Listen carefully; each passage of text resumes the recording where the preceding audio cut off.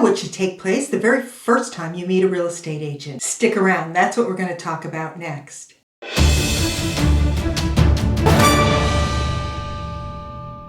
In the Commonwealth of Massachusetts, it's required that an agent present you with Massachusetts mandatory real estate licensee consumer relationship disclosure.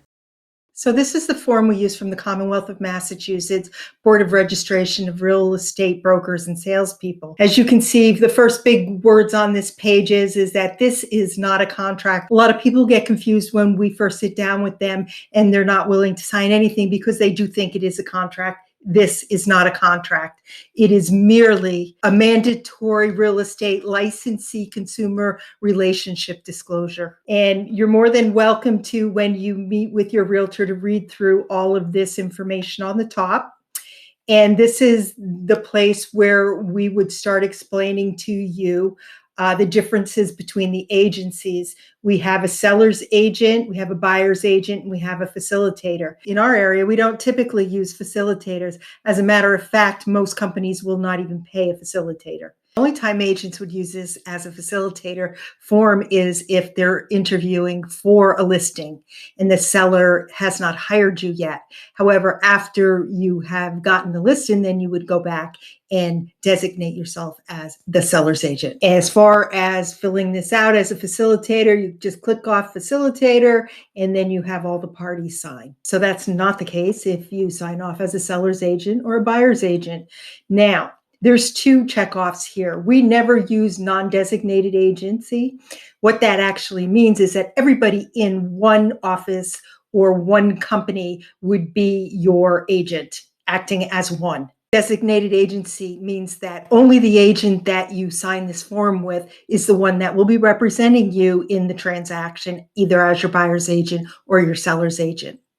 So, and then we would check off whether we'd be working with you as a seller's agent or a buyer's agent. And then we would absolutely complete the rest of this form and sign it and date it.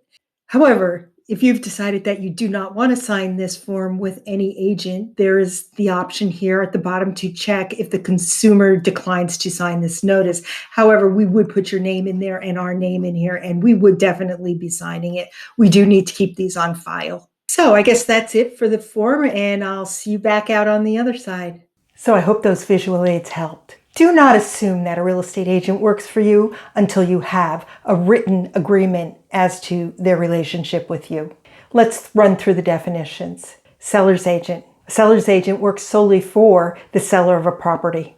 As a seller's agent, we have fiduciary responsibilities. The seller's agent must always put the seller first and negotiate price and terms in their best interest. Buyer's agent. A buyer's agent solely works for the buyer and owes him or her fiduciary responsibilities, just as an attorney would. The agent must put the buyer's interest first and negotiate the best price and terms for that buyer. You may be thinking, what if an agent works for both the seller and the buyer? Well, that's called dual agent. And this can only take place if the seller and the buyer agree to those terms and do so in writing. The seller's agent is required to provide the duty of confidentiality and account for funds. It's the responsibility of the agent to communicate the same information to both parties involved in the transaction.